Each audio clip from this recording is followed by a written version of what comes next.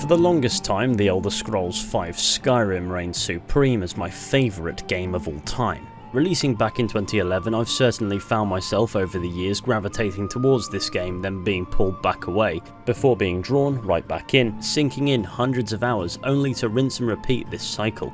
I have played this game through more times than I care to disclose. I have modded this game within an inch of its life from scratch more than a handful of times, and I have broken this game in simply every perceivable way. This is why this game is one of my all-time favourites. I have tailored it to be exactly what I need from it. Aside from the sky, I do not know what I have done to the sky.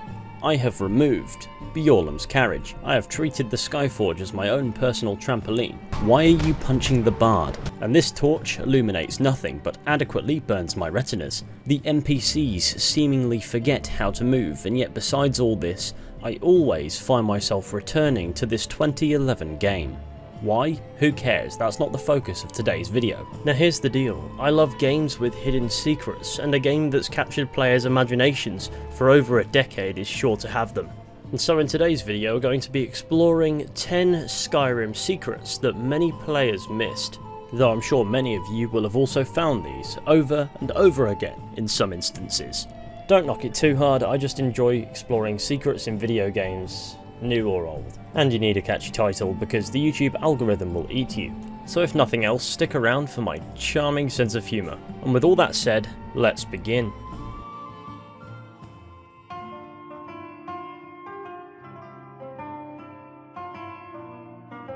Secret number 1 takes us to a secret chamber in Labyrinthian. When you arrive, do your best to not get mauled to death by an army of angry trolls. If you're not dead already, you may come across this circular chamber. Oh, and more trolls, yeah, I forgot about those, kill him. Inside this chamber you will find a skeleton in possession of a wooden dragon priest mask. If you take the mask and equip it whilst in this chamber, it will transport you to seemingly this place at a different time, where you will see slots for every dragon priest mask that can be found in the base Skyrim world, as well as an empty chest where you can store things. Now, if you have all of the Dragon Priest masks, you can slot them in. Once all the Dragon Priest masks are in place, the centre bust will open up and another mask will reveal itself. If you take the wooden mask off, you'll be transported back to ordinary Skyrim. However, you can use that mask at any time to return to this secret chamber. But now you have a secret Dragon Priest mask that possesses horns, which makes it immediately 100 times cooler. Or are they tusks? I don't know. Secret number 2 takes us to the very summit of the throat of the world.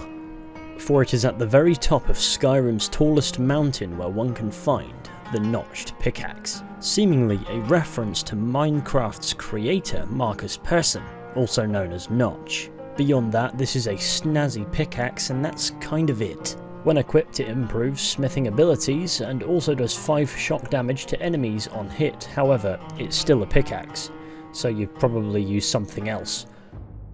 Secret number 3 removes us from the open world of Skyrim and takes us to Sovngarde, where you may notice something strange about the statues. Not so much the statues that are immediately surrounding you, but the ones that are farther away appear to always have their eye on you. If you move, turn away and then look back, the statues will have readjusted to continue watching you. They aren't always looking, but it does appear to possibly be a reference to Doctor Who's Weeping Angels. Nods to this seem to be fairly common in video games, to be fair, but whether this is by intent or not, it's certainly a little bit spooky to see all the statues turn to look at you when you're not looking at them. And when you notice it, it makes Skyrim's Nord's equivalent to heaven just that little bit more unsettling. Secret number 4 appears to be a little reference to Pac-Man. So head on over to the city of Markarth and then to Enden's house. Now sadly you will have to break in, however nothing ventured, nothing gained. When you find yourself inside, head over to Enden's bedroom where you will notice some cheese facing some garlic and glow dust. The cheese with an eye represents Pac-Man, the garlic represents the pellets that Pac-Man collects, and the glow dust represents the ghosts that Pac-Man has to avoid. Over the years I've seen this Easter egg mentioned hundreds of times, though I'm certain there are still many people out there who have no idea that it exists, because they probably don't care. but I love when things are deliberately placed in games knowing that many people will not notice it, and even if people know it's there, many will still not bother to come and see it. And then there are others who break into this house for other reasons and steal the cheese without even noticing what it's referencing. They're my favourite kind of people. They've got their priorities in order. Secret 5 is that of a spectre who can be witnessed riding around Skyrim at night. The Headless Horseman is a difficult sighting to deliberately obtain. However, if you do meet Mr. Horseman here out in the woods, he will lead you to Humvir's Rest, where you'll scrap some skeletons and Draugr and also open a chest with some treasure in it, but there's no real story to this place. Who is the Headless Horseman? Some theorise that he's Ragnar the Red, courtesy of that bard's song. As the story goes, Ragnar the Red was decapitated. However, by that logic, every single NPC I've decapitated in this game must be the Headless Horseman. Secret number 6 brings us to Blackreach, where you can find a secret dragon boss fight. When exploring the Blackreach area, you should be able to notice a glowing massive orb. If you shout at this orb, it will trigger a dragon fight. The ancient dragon Volthayol will attack, and of course you'll be able to do him in, because you're the Dragonborn. Killing dragons is kind of what you do. In my opinion, the easiest way to access Blackreach is via the Tower of Mazark. However, you can access it via various different entrances, typically Dwemer Ruins. So if you like killing dragons and you didn't know this secret was here, head on down to Blackreach and kill this dragon. Secret number 7 brings us to Rebel's Cairn, located east of Markarth. It's here where we will find a sword in the stone. Clearly a reference to Excalibur, the sword from Arthurian legend. A sword cast into the stone only to be pulled out by one worthy to be king. I'm sure I'm missing the bulk of the detail there, but hey, it's clearly a reference to that, so that's kind of it. However, there is also a reference to the Lady of the Lake. Just north of Whiterun you can find a small pond in which there is a skeletal arm extending from it, holding onto a sword, which again is a simple reference to the legendary sword Excalibur. In the stone is where Arthur supposedly found Excalibur, and with the Lady of the Lake is where he was said to leave it when he died. Secret number 8. If you head to a spot west of Sarthal in the northeastern corner of the map, you can find a woolly mammoth frozen in a glacier. It appears to have been shot by dwarven arrows, which would suggest that this mammoth was killed by the dwarves a long time ago. This is a reference to the real world phenomenon in which woolly mammoths have been preserved in ice, even though they went extinct thousands of years ago. This one's incredibly easy to miss, as in the vanilla game there is no marker for this location, however its existence has made the rounds on the internet. Secret number 9 is Bard's Leap Summit, which is seemingly a reference to Assassin's Creed, though I'm not entirely sure if that's famous or infamous these days. As you approach a perch overlooking a waterfall and the pool below, you will discover Bard's Leap Summit. It is here where you can take the plunge to see if you survive.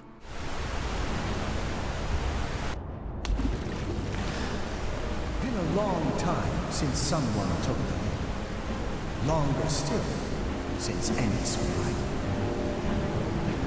I once performed the entirety of the poetic Edda from atop Bard's Leap before trying my luck. Well, you can see how that turned out. And you meet a lovely ghost, which is delightful. And finally, the 10th secret in today's video is the Ebony Warrior. When you finally reach level 80, or level 81, which was originally the level cap before it was updated out, you're probably in a position where you've done the vast majority of things that Skyrim has to offer, and you're looking for a fresh challenge. Enter the Ebony Warrior. When you next visit a civilized settlement, specifically Whiterun is where I see him commonly spawned, you will be greeted by a man hulking in stature, clad in ebony armor. The time has come. I have done all that can be done. There is nothing left. No quests to be undertaken, no villains to be slain, no challenges to face. Except for you. You are my last challenge. Only you can send me to Sovngarde with honor. Make your preparations. When you're ready, come find me at my last vigil. Just as you are the last challenge for the Ebony Warrior is the last challenge for you.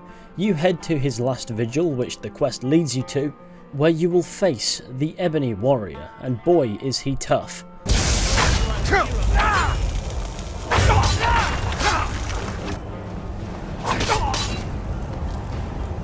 So here's my proposed strategy.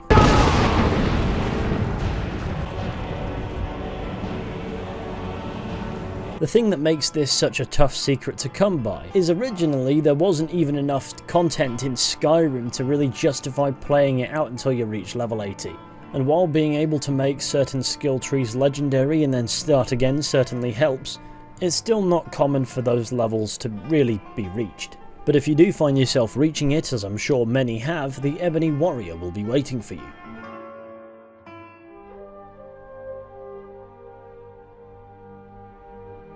And that brings us nicely to the end of today's video on 10, The Elder Scrolls V Skyrim Secrets. Of course, a part 2 is on the table. Be sure to mention some of the secrets of this game that I haven't mentioned today. I'm certain there are hundreds even more obscure than these. As let's be honest, some of these are more well known than others, and there are plenty of games out there for me to do these types of videos on, so if you have any suggestions for games I could explore the secrets in videos like this next, then please let me know. Anyway, thank you all for watching, I hope you enjoyed. Be sure to go ahead and leave a like, subscribe, share the channel with your friends and all that wonderful stuff, that would be super fantastic. This mannequin is watching me and tells me I need to ask you to subscribe to my new history channel Decades. If you like history and you like my content, it will be the perfect place for you. And if you do want to check that out, then you can do so via a link in the description of this video. And of course, with any luck, I'll be seeing you all very soon with another video at some point, but until next time, please take care and goodbye.